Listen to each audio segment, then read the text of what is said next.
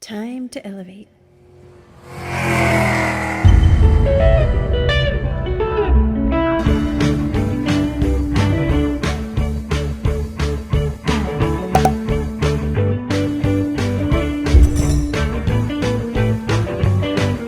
You're running on empty with Matt and Tony. Hey, everybody. Welcome to Running on Empty. I'm Matt. And I'm Tony. And we are running on empty. And Tony, you got us another great interview today. So let's jump right in. Yes, we have another candidate for the United States Senate in Wisconsin, and he's really an inspiring young man. His name is Stephen Olikara.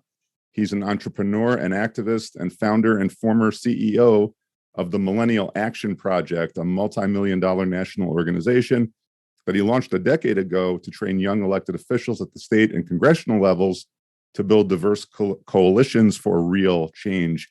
Stephen Olikara is the son of Indian immigrants. He attended Wisconsin public schools and he graduated from UW-Madison. He says he found his path to public service through music.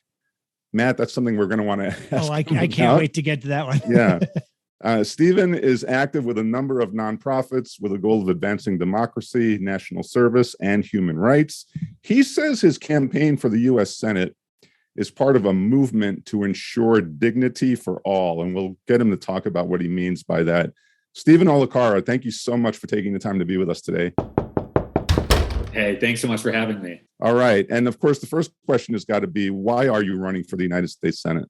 Well, I'm running for the U.S. Senate because our democracy is at an existential point right now. And we've had for too long politicians who are largely self-interested who play into a broken business model of politics. And that is a business model that profits on hate and fear and complacency, frankly. And the reason why most politicians put out so many divisive messages that are dehumanizing in many ways is because it's profitable. And too much of politics today is about the money. So my whole life in public service has been dedicated to changing the business model of politics, creating a more dignified, inclusive way of bringing people together in our democracy to bring out the best in people as opposed to feeding our darkest impulses. This is not a new message for me. I didn't invent this for the sake of running for office. I've been doing this for the last 10 years, founding a national movement called the Millennial Action Project.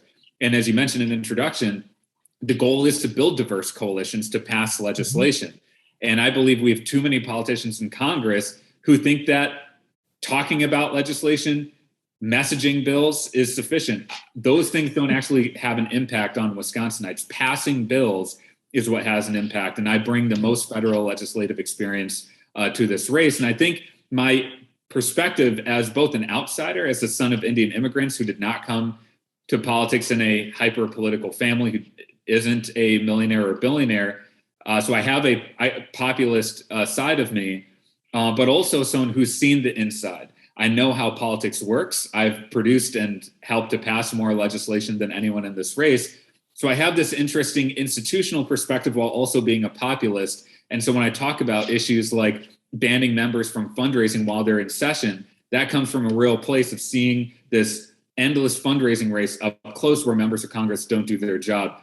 And so if there's one way you can sum up our entire message, it's about dignity for all, and it's about getting members of Congress, in the words of a student recently who said this to me, to get members of Congress to do their effing jobs. That's what we're going to do this year. Now, Stephen, you are running against candidates in the Democratic Party primary that have more experience as elected officials. Why are you the best person to take on Ron Johnson in the race?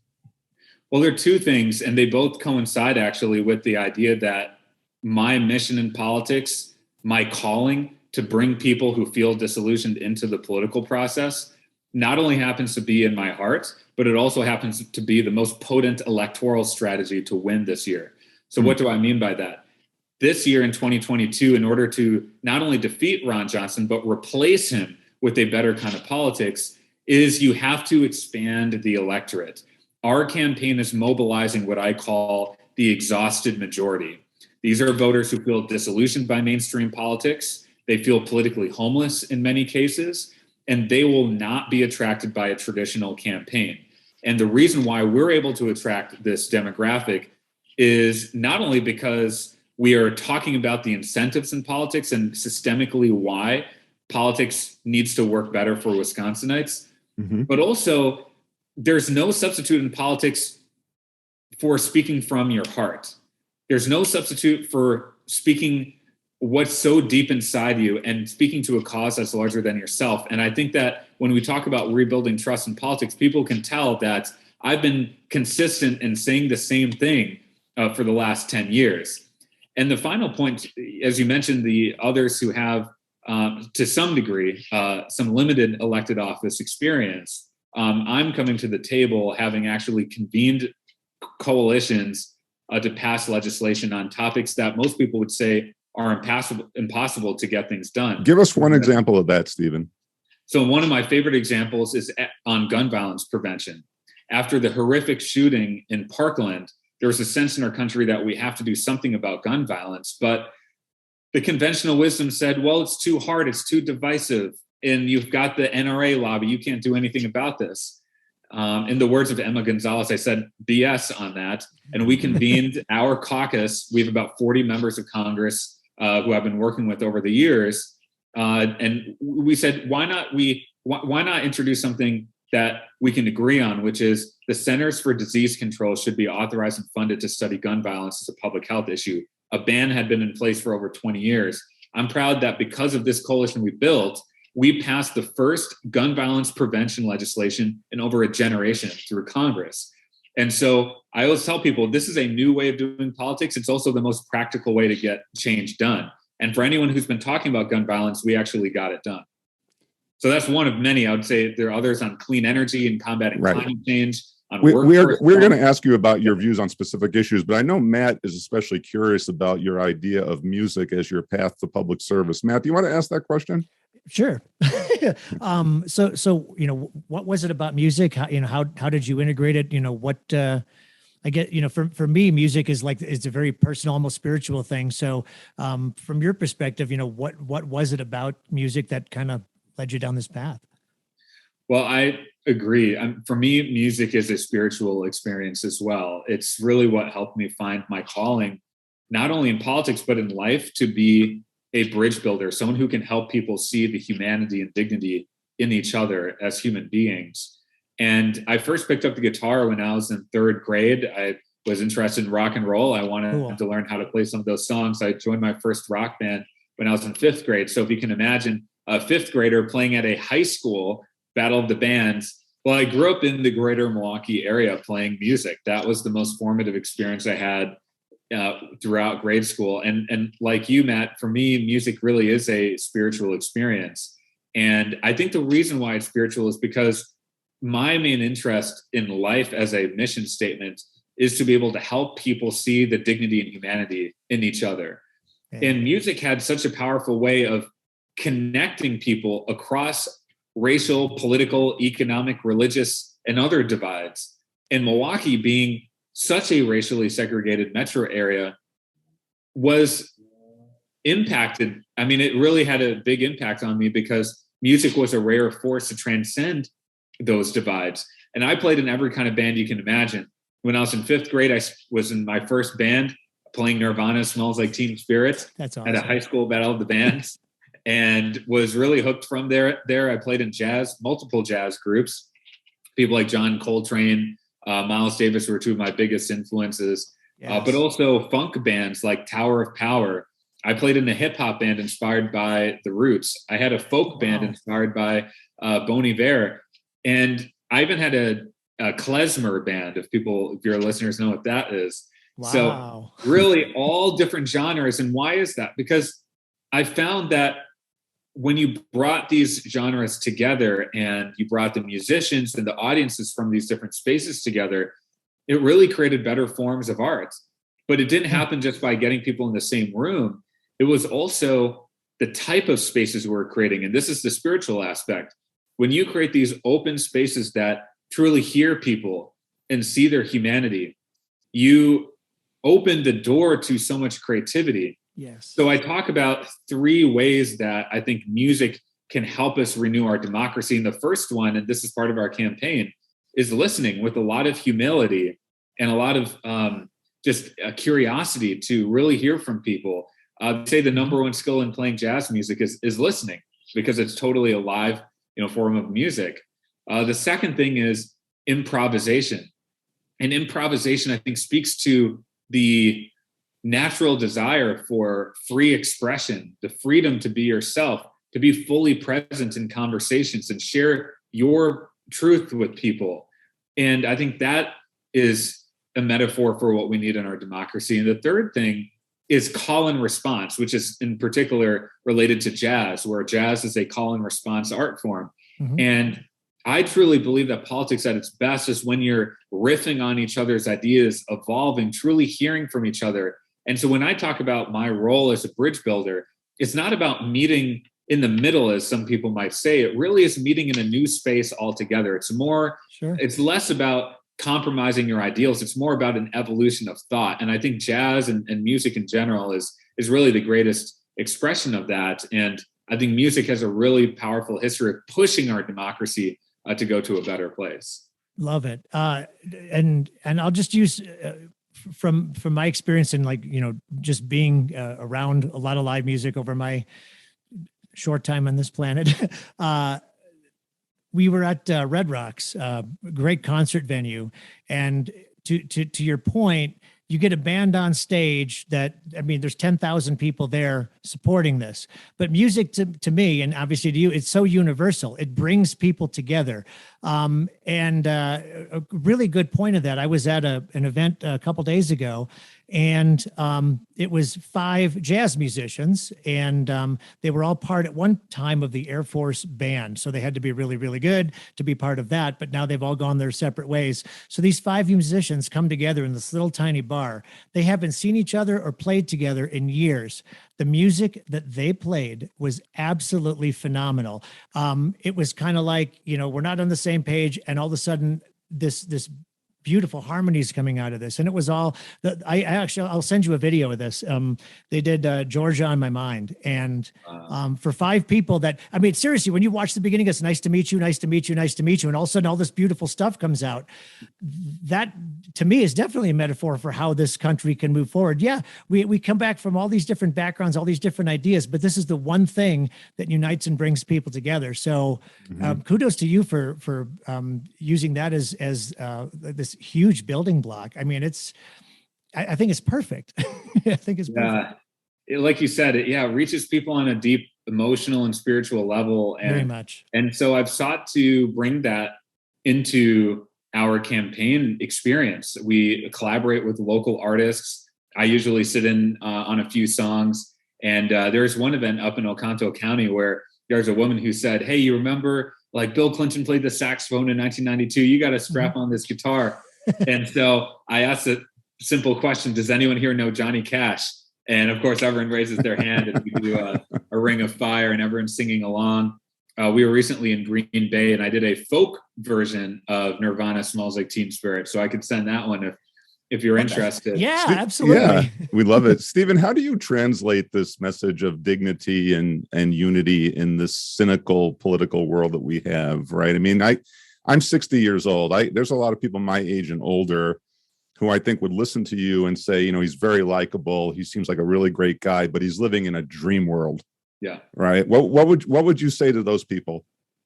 Yeah, I think that is one of the most common reactions is, this sounds great. Love this vision. This guy seems to be honest and really believes this in his heart. But then the cynicism starts to creep in too. Right. And you wonder, is this really possible? In our campaign, we talk a lot about a permission structure, because you need to not only want something, but you also have to believe it's possible. And so what I would point to there are a couple things. One is, this is a movement that we've been building for 10 years. This is very different than, maybe there's a new candidate who says we need X, Y, and Z, and it seems pie in the sky, and they have no track record of doing it. So then that cynicism might actually be well-founded in that situation because they don't have a track record of doing it.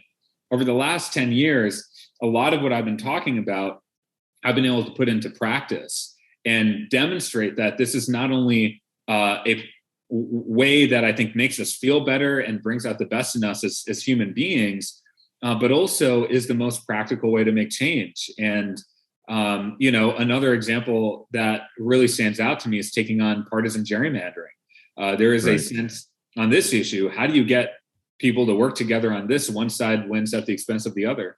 Well, we built a movement in one of our state chapters, got a Democrat and a Republican together on this, and they ended partisan gerrymandering.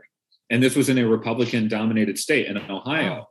And so now we're building on that model across the country, and I hope to bring that experience to the U.S. Senate. The second thing I'd point to is, look at some of the people who are getting involved in our campaign. These are people like our former Lieutenant Governor, Barbara Lawton, who's the only statewide, elected to have endorsed in this race. And we have a number of, pretty significant leaders in Wisconsin and nationally who are saying that, yes, this is an idealistic vision, but it's also practical.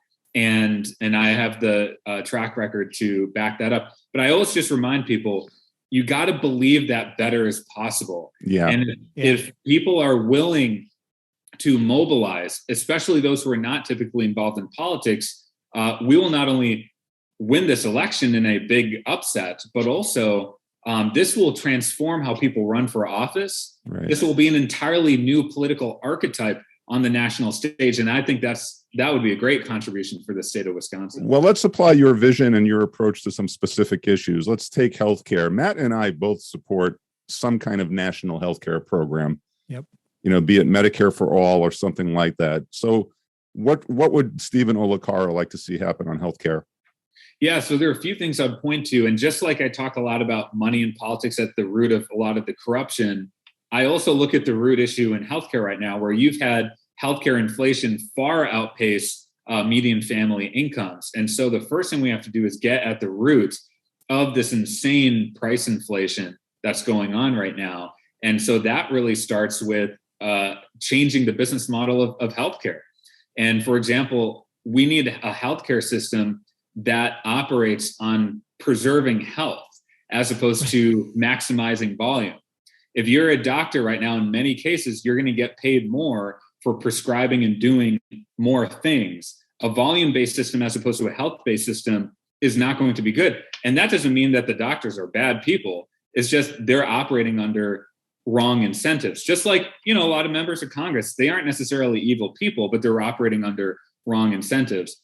And so the first thing I'll do is to change the business model and the incentive structure behind healthcare to address that inflation problem. The second thing I'll do to make sure we truly achieve universal healthcare is, and I frame this in a slightly different way, I think that healthcare is not only a human right, and that it is atrocious that in the richest country in the history of the world, not everyone has healthcare, but it also is a boost for entrepreneurship. It's a boost for economic opportunity. If you have guaranteed healthcare, you're going to be able to take the risk maybe on a new business. I talk a lot about portable benefits because your benefits really should stick with you, retirement healthcare, as you move on to any new job or gig that you pursue. I think the best way to get there is making a modern Medicare insurance program available to all Americans. And that's comprehensive too. So medical, vision, dental, and a big issue we emphasize on the campaign trail,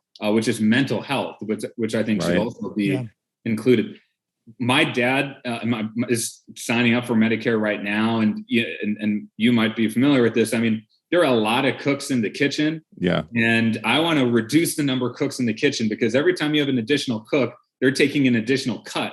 And that's partly what's driving up costs as well. Yeah. And then finally, this is a layup, is allowing Medicare to be able to negotiate with drug companies and reduce the cost of these prescription drugs. And the only reason that doesn't happen is because of the big money influence of these drug and pharmaceutical companies. And that's going to be a big focus of mine, is reducing their influence and increasing the influence of ordinary Americans. Mm-hmm. Well, one thing that's cooking, unfortunately, is the planet. And great transition. Yeah. So what is the Stephen Olikara approach to global climate change? Well, this has been a calling of mine since I was in college. This is actually the issue that got me first involved in politics. And cool. The reason I switched a few years later into the democracy work is because I realized we can't solve climate without solving fixing our democracy as well. But going back to my time at UW-Madison, I was involved at the Nelson Institute for Environmental Studies. I helped to create the environmental studies major. I'm the first ever environmental studies major graduate from UW-Madison. And quick side note for any Badgers who are tuning in, I'm proud to be the only UW Badger running for the U.S. Senate right now. And so I've long tried to figure out, how do you transform the politics of climate so our children and grandchildren's generation deserve the dignity of living in a livable planet. So I do frame it as a dignity issue. So, a couple of things I point to. One is that we need to dramatically expand clean energy innovation. And this is not theoretical. My organization helped build a coalition, Democrats and Republicans, to expand clean energy innovation funding through Congress and actually save a program that was on the chopping block. Another big thing is a 100% clean electricity standard by 2030, which will ensure that all new energy is clean. And then the final thing, and I've gotten this idea from talking with a lot of clean energy entrepreneurs, they have a lot of trouble getting new technologies to market because there's a massive amount of investment that you need. And so I would support incentives for the deployment of clean energy technologies. I don't think the government necessarily should be prescribing specifically what are the best technologies. I think that entrepreneurs in the private sector should say, this is the best way to do this, but it needs, one of my former mentors and bosses, Van Jones, he has this great line. He says, the government should be on the side of the problem solvers, not the problem makers. And that's something I'd endorse. Yeah, Stephen, you were up here in Oshkosh a few weeks ago at a rally to keep union jobs in Oshkosh. The current Senator Ron Johnson apparently believes that Wisconsin has enough jobs already, so that if Oshkosh Corporation wants to send them to South Carolina, no big deal. And you were at that rally saying that we need to keep the jobs here. What is your overall approach toward jobs and wages in the United States? Yeah, well, first of all, we had a great time in Oshkosh, and one thing I wanted to highlight was that our whole campaign is talking about the corruption in politics, and I think this is a deep version of corruption in politics where these jobs were promised to the people of Oshkosh, and then you've got a U.S. senator who's saying, well, the jobs aren't important here. And the unionized jobs are not important. And, he has a complete misunderstanding of the issue. The UAW up in Oshkosh has said, we have the people to do these jobs. And yet the Oshkosh Corporation and Ron Johnson is saying, well, we don't have the people to do it. Well, give Wisconsinites a chance. Give our workers a chance to do this work. And, one thing I talk a lot about with this campaign is we need a senator who's actually going to advocate for jobs in these federal contracts to come to Wisconsin, as opposed to this kind of very nonchalant approach, like, oh, it's okay if we lose these jobs. Well, the dignity behind work is very important to me. My mom was a unionized public employee. Our family benefited from the dignity of having a good healthcare plan. In fact, that healthcare plan is what allowed me to found the Millennial Action Project, because I was able to stay on my parents' health insurance at the time. So those jobs mean a lot to the families. The broader point I would make in terms of jobs in the economy is that we have a rapidly shifting economy. And part of my case here is we need a modern senator who can look into the future and say, what can we do to prepare Wisconsin's workers for the new economy? So I've been in places like, in Sheboygan, talking about skills training, partnering with Lakeshore Technical College. I believe that we should make technical and vocational colleges tuition free in America. And that's one of the best investments we could make to help with upskilling the workforce. In fact, I believe I'm the only candidate in this race who has even put that proposal forward. I do also, as part of our pro-worker agenda, talk about portable benefits, and because there's this issue of job lock where a lot of workers become slaves to bad and abusive jobs just because they need to be able to provide their health care for their family. Well, if you remove that linkage and you empower the worker to say, hey, I'm going to keep my health care and keep my benefits regardless of what you say, then I think that helps to create a more dignified economy. And then the final thing I would say is we need to target resources from the federal government towards entrepreneurs and farmers and workers who don't have these big multi-million-dollar lobbying shops in Washington. The basic power balance you see right now is the most entrenched and incumbent and wealthy corporations have a complete lock on Congress. They hire these lobbyists to directly fund members of Congress. And meanwhile, if you're the small family farmer, you're seeing all of these benefits from the federal government going to the CAFOs and the big agro businesses. They're not being felt by you. And so I want to turn that power dynamic on its head and allow those who don't have that kind of influence in Washington really to be at the center of the agenda. And that's why I keep going back to money in politics, because part of my proposal I'll be releasing later this week, so you guys get to hear it first, is I will call for banning lobbyists from funding members of Congress. That to me is a simple proposition to create a cleaner government. Okay, well, I think Matt, I would support that. I'm sure you would too. Oh my God, keep the money out like that. I mean, you can't. This for years. I mean, everybody's been buying legislation, buying the rules that will best benefit them, and without any regard to anybody else. And yeah, so that's got to stop. So kudos on that, because I'm definitely behind that. What about have we overturned Citizens United yet? Is that another keeping money out of politics, or is that part of the whole deal?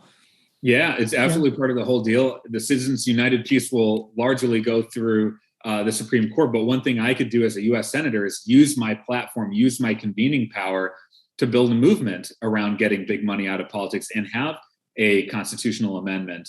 In the meantime, what I'm calling for, and these are some more unique proposals that come from I call myself an inclusive populist. And I have this perspective of the real corruption I've seen firsthand, and I'm now calling it out as U.S. Senator. I will ban members from raising money while Congress is in session, because our taxpayers are paying them to do a job. But here's the dirty truth. If you're running in a competitive seat, you're often spending a majority of your time across the street, out of the actual office, fundraising for your reelection, not doing the job that we've elected you and frankly are paying you to do. So that's a big part of it. There's a bipartisan campaign finance reform that our organization was involved in the state of Connecticut that I'm looking to scale up nationwide. And it essentially says that if you swear off all this PAC and special interest money and lobbyist money, and instead you crowdfund your campaign from the community and reach a certain threshold of viability, then you get a competitive matching grant to run a campaign. And that reform allowed minorities, young people, women, non-traditional candidates to be able to run for office. And that's an approach I want to scale up nationwide. The inequity in the electoral system is so extreme. And I want to talk about two things that are going to help address those issues. One is we have this insane practice of multimillionaires and billionaires self-funding their campaigns to an unlimited degree. Does anyone think that that is an even playing field when you've got a multi-billionaire and working class people both running for the same office? And so I will propose capping the amount that individuals can use to self-fund into their own campaign so that working class people can run for office. I think it's very hypocritical when you hear party leaders who say, we care about the working class. We want you to go out and vote. What's even better than that is being at the decision-making table, and let's allow people to run for office. And the second thing is, this is something people don't want to tell the general public about.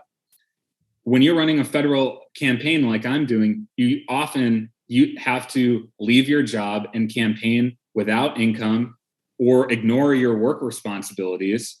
So how is the average working class person going to do that? The only reason this never comes up as an issue is most of the time it's these incumbent elected officials who are using your taxpayer money to campaign for a different job. Right. Which, just think about the comments, whether that passes the common sense test. If you're a bartender working at a job at a bar and you go to your boss and say, hey, can you continue paying me while I actively campaign for a different job? I don't think that's going to fly.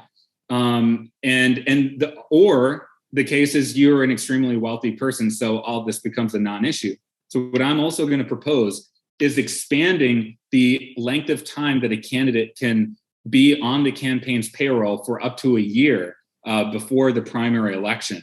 Right now, the regulation says that you can only jump on after the primary filing deadline, right, which is in Wisconsin 2 months before the election, which obviously is not enough time to run a competitive campaign.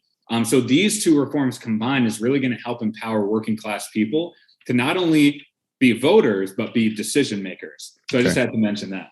All right. Now, what about Russia, Ukraine? Actually, before you go on to Ukraine, I wanted to say something. Is that what I find amazing about a lot of these millionaire, billionaire candidates, and I don't have a problem with people having a lot of money, but the power that they actually have to convince the average person who is not a millionaire, billionaire, that I'm the guy or girl for you.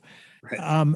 We have nothing in common. I mean, like if I'm a bartender or a waitress somewhere, and why would I vote for somebody who's got billions of dollars that says I'm for the working? You don't even know what the working class is. So yeah. I really like what you're saying, and that message really needs to get out there, because people need to. I think people need to vote for people more like the average person, because the only reason I think that the millionaires, billionaires, obviously they have more money to get the advertising and stuff out, so they get a little bit more recognition, but it's the real messages from the people that don't have the money. I think that's a far better message, honestly, because it's more relevant, and it's more relatable to the people that it's going to affect. Absolutely. The reason why we talk a lot about representation in Congress, making Congress more diverse, more racially, ethnically diverse, but also more economically diverse. Yeah. The reason why that's important is because radical concept, life experience, has a huge influence on your decision-making and judgment as a policymaker. I've been in the room when senators and members of Congress have decided whether or not they're going to support a bill. And when in that final minute, when they're deciding, am I going to take a political risk, potentially even risk my job to get behind this bill, they go deeper and see something, if there's something in their own upbringing, maybe something that happened to their parent or themselves, that has a direct impact on this legislation. So to your point, absolutely. If you know what it's like to have a single parent household, or to have a parent who's worked 3 jobs to make ends meet, or if you have a small child at home, this comes up all the time, and you don't have the resources to hire a night nanny, which happens a lot in those gilded spaces. Right. Well, that's going to really impact your thoughts about childcare, and how much, not only whether you support it, but the amount of political energy and courage that you're going to inject into that issue. So thanks for giving me a chance to talk about that. And Stephen, we do have to ask you a foreign policy question in our remaining time. Obviously, the Russia-Ukraine situation is horrifying in many ways. What, in your judgment, should the United States government be doing as regards that issue? Well, I've been talking about this issue really since December now. And how the U.S. could be best positioning ourselves to reduce the prospect of war before it started. And now, obviously, a lot of we're seeing just an extraordinary humanitarian crisis in Ukraine. So there are a few things that I've been trying to point to, and it really speaks to the larger themes of the campaign. I'm very pro-dialogue, pro-cooperation, want to bring people together. So the biggest part of my foreign policy strategy, which will be published in the Capital Times very shortly here, is building strong multilateral coalitions across the globe. And in this case in particular, I think our top diplomatic priority has to be recruiting not only Western and European nations, but also Eastern and Asian nations to join this coalition to exert pressure on Putin and the Russian oligarchs. If you have countries like India and China joining the coalition, or at least doing a little bit more than what they're doing right now, that will have a major impact. And since I've been talking about this issue, we've seen a little bit of loosening up from those countries. And I think that's really important. A second thing that I would point to draws from my experience working in international development and human rights around sanctions policy. I think it's really important longer term for our country to focus and target the sanctions on the perpetrators of violence. in this case, Putin and the Russian oligarchs, and try and keep the innocent people as harm-free as possible by these sanctions. Because if we inflame anti-American sentiment longer term, that doesn't put us in a stronger position. I've worked with human rights activists in Sudan, for example, and helped found an organization around that. And they talk to me all the time about how the Western sanctions weren't hurting the government leaders. They were hurting ordinary people in civil society, and how wrong that was. Mm-hmm. So we need to have targeted economic sanctions. And then the third thing that is often seen as a radical idea in the eyes of the foreign policy establishment, but in my view is a more historically accurate assessment when you look at things like President Kennedy's Cuban Missile Crisis. It's extremely important to keep communication channels open, not only with your allies, but also with your adversaries, because you don't want to have any misunderstandings around military engagements and produce these unnecessary escalations of violence. And so I'm a big person who believes in communicating not only with those who agree with you, but also with your enemies abroad, to make sure that you leave those channels open for conversation and potentially a resolution. And then we got to be providing support for this humanitarian crisis, the likely largest since World War II. And so this is, I call it my Dignity for All foreign policy strategy, which in my view is a strong foreign policy. Like, there's some people who think like, deploying the military and getting into all these conflicts, that's seen as strong. No, that's just profitable in terms of the military industrial complex. I think a strong foreign policy is one of deterrence that prevents these atrocities from happening. We are spending about $780 billion a year on defense. I think that's a conservative estimate. Do you think it's time to start making some deep cuts in that budget? Well, I do. And what I think the more important frame here is to think about, how do we create a deterrent for military engagements? And one huge problem I see right now is a lot of investments in our military capacity going to fighting the wars of the past. I do believe we should be investing in our cyber defense capabilities, for example. I think we need to be investing in 21st century military strength that can help deter future conflicts. But because of the military industrial complex and how the federal contracting system works, there are too many people who are invested in jobs and contracts that aren't necessarily going to set us up for success in the future. Right. And a lot of that wealth is going to a relatively concentrated number of people. So I just think that you got to create and invest in defenses that do project strength, but in a 21st century kind of way. But the larger point I think that you're making, though, Tony, is that let's look at the federal budget and see what we're investing in, because the vast majority of our federal budget, about 90% of it, is the military, entitlements, servicing the debt. It's a lot of things that aren't necessarily true investments in our future. If you look at the future part of our budget, infrastructure, the environment, science and medical and energy research, these things are less than something like 6% of the budget.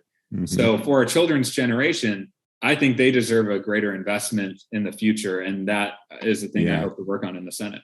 We're getting close to the end, Stephen. Why don't you give our listeners your 30-second kind of elevator pitch as to why they should support you, and also let them know how they can contact your campaign for more information. Absolutely. Well, first, to contact us, find us on social media at Stephen Olikara, or our website is StephenOlikara.com. That's our movement for changing the business model of politics and creating a more dignified kind of democracy in this country. The basic elevator pitch is simple. First, we need someone who can get things done. And if you look at Congress, not even taking into account state legislative work, my organization has introduced over 200 bills through our affiliated congressional caucus, 31 of which have been signed into law. So experience is number one. The second is who has a fresh approach to change politics and make government work for Wisconsinites. That's been my life's work. And we have a clear vision to do that.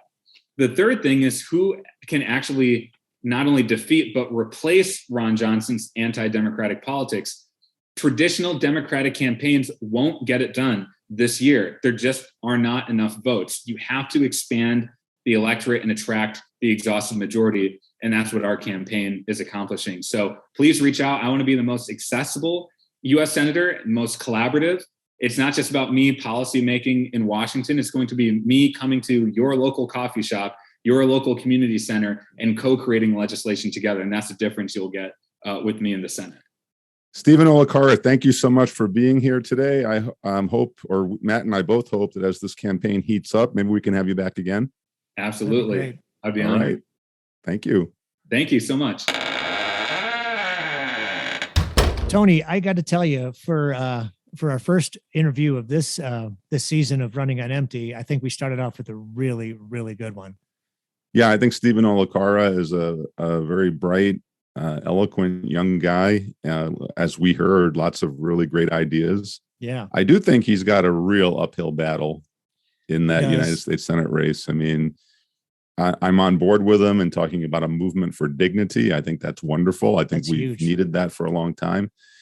However, this is real world hardball politics, and Yeah. some of the other candidates just have a lot more money and a lot more name recognition. And, I'm not sure if Stephen can overcome that, but we'll see. I mean, he certainly seems confident that he can. Yeah, absolutely. And I hope that he can. I think it would be great to have somebody without a whole lot of money actually win something to represent the average person that's out there. And I think if anybody could do it, he can. He definitely he's got the charisma. He's very, very likable.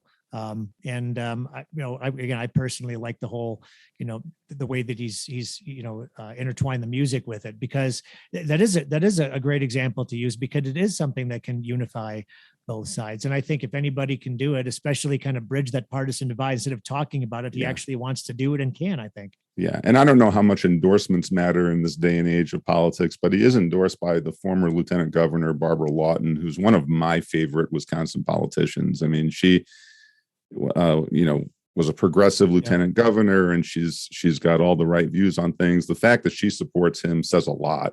Yeah. But again, how much do endorsements really count in this day and age? We'll see. Hopefully we'll be able to get Stephen and the other candidates we've talked to, maybe to do maybe a bigger forum here on Running on Empty. That would be cool. I would love to have them all together, and then, give them time to address their points. And then, we can have a discussion after that, but that's a great idea. And let's, if we only had an intern, someday we will. But that's this episode, everybody. So thanks for tuning in. We got all the different links down below on how to contact him. So please take a look at those. And as always, until next time, stay elevated. Everybody. Yeah, stay elevated, everyone.